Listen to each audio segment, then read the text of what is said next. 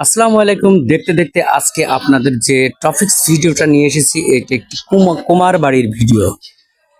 এই কুমার বাড়ির ভিডিওটি আপনারা যেটা দেখছেন, এই ভিডিওটি কুষ্টিয়া সদর উপজেলার গোস্বামী দুর্গাপুর ইউনিয়নের শঙ্করদিয়া গ্রামের পালপাড়া।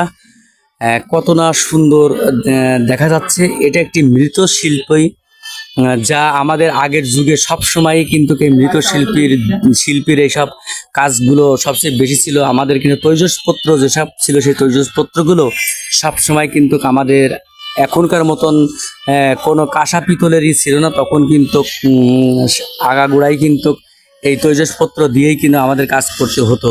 দেখুন, এখন বিলুপ্তির পথে এই মৃৎশিল্প, এটি এখন আর বেশি দেখা যায় না সচরাচর। বিভিন্ন অনুষ্ঠান হইলেই এই তাওয়া দেখছেন, এই তাওয়া বিভিন্ন অনুষ্ঠান হইলেই কিন্তু তারা বানিয়ে থাকে।